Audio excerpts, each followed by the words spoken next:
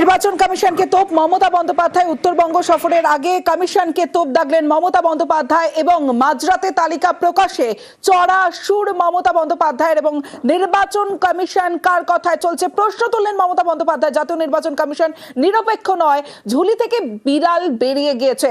জাতীয় নির্বাচন কমিশনকে তোপ দাগলেন তৃণমূল নেত্রী মমতা বন্দ্যোপাধ্যায়। আবির রয়েছে আমার সঙ্গে। আবির, দেখো, ফের নির্বাচন কমিশনকে কড়া আক্রমণ মমতা বন্দ্যোপাধ্যায়, এবং এক্ষেত্রে দুটো বিষয়ের প্রসঙ্গের কথা তিনি উল্লেখিত করলেন। এক, সাপ্লিমেন্টারি লিস্ট তা নিয়ে কেন মধ্যরাতে বার করা হয়, এবং সেই সাপ্লিমেন্টারি লিস্ট যারা দেখার জন্য উদ্গ্রীব হয়ে বসে রয়েছেন তাদেরকে কি ধরনের দুশ্চিন্তার মধ্যে ফেলা হচ্ছে, এবং এর পিছনে অন্য কোনো ধরনের পরিকল্পনা রয়েছে বলে তিনি মনে করছেন।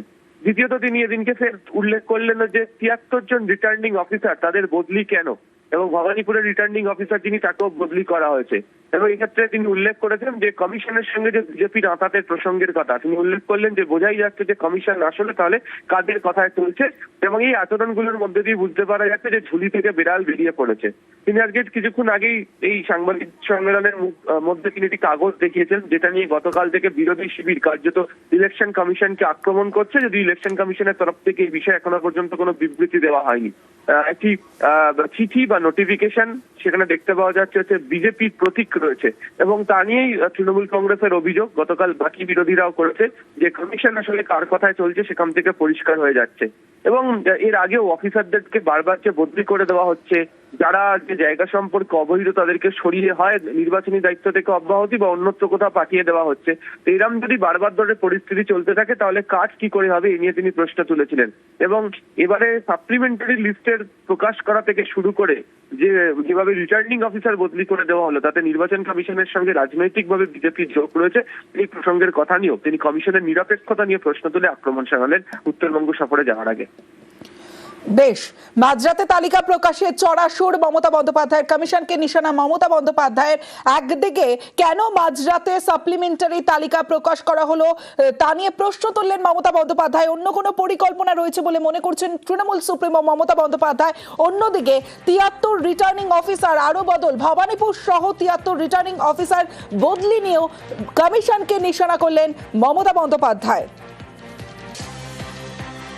মাঝরাতে তালিকা প্রকাশে চড়া সুর মমতা বন্দ্যোপাধ্যায়ের। কমিশনকে নিশানা করলেন মমতা বন্দ্যোপাধ্যায়। একদিকে কেন মাঝরাতে সাপ্লিমেন্টারি লিস্ট, অন্য কোনো পরিকল্পনা রয়েছে বলে মনে করছেন মমতা বন্দ্যোপাধ্যায়। অন্যদিকে আরো বদল নিয়েও কড়া নিশানা করলেন মমতা বন্দ্যোপাধ্যায়।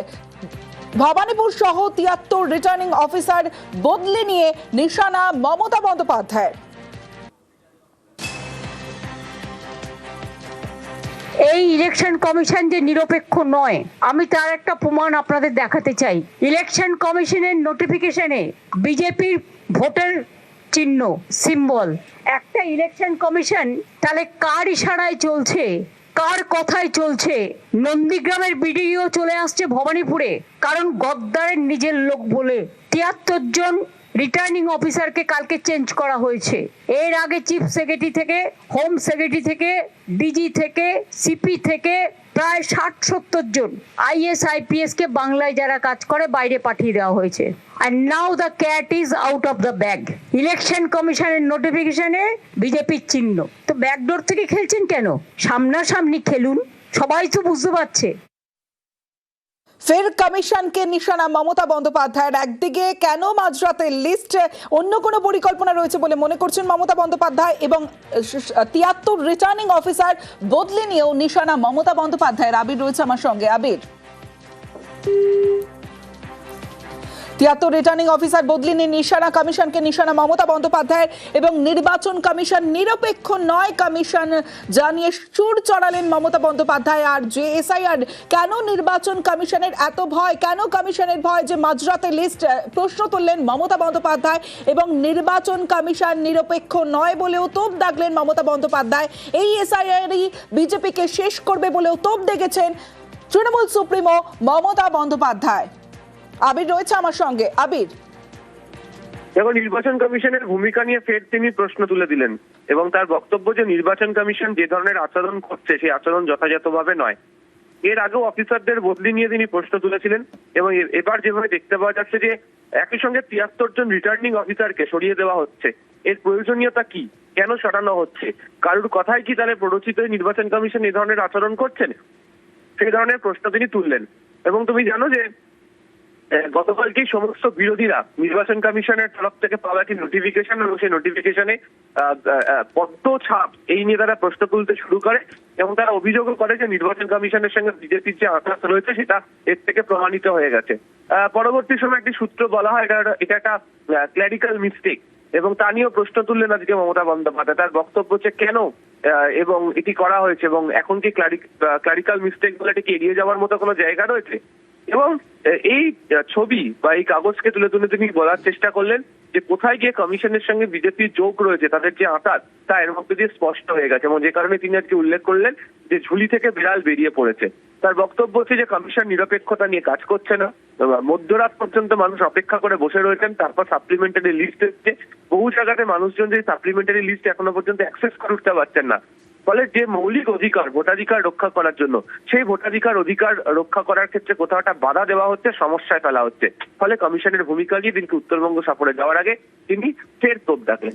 আরো একটা বিষয় আবির, যে নন্দীগ্রামের ভিডিও কেন ভবানীপুরে তা নিয়েও চড়া সুর মমতা বন্দ্যোপাধ্যায়ের। একেবারেই তাই এবং রিটার্নিং অফিসারের বদলির প্রসঙ্গের কথা বলতে গিয়ে তিনি উল্লেখ করেছেন এবং যে মুহূর্তে বদলি করে নিয়ে আসা হয়েছে এবং দুটো জায়গাকার ভৌগোলিক এলাকা, দুটো জায়গাকার পরিবেশ পরিস্থিতি সম্পূর্ণটাই আলাদা। কোনো কারণে যখন তাকে নিয়ে আসা হয়েছে এর পেছনে কি অন্য কোনো অঙ্ক রয়েছে, কোনো রাজনৈতিক অঙ্ক রয়েছে এবং কোনো কিছু থেকে ইন্ধন পেয়েই কি এই ধরনের আচরণ তৈরি করা হচ্ছে, সেই প্রসঙ্গের কথা ওই দিনকে বলতে শোনা গিয়েছে তাকে। বেশ, মাঝরাতে তালিকা প্রকাশে চড়া সুর মমতা বন্দ্যোপাধ্যায়ের। উত্তরবঙ্গ সফরে যাওয়ার আগে চড়া সুর মমতা বন্দ্যোপাধ্যায়ের, কমিশনকে নিশানা করলেন মমতা বন্দ্যোপাধ্যায়।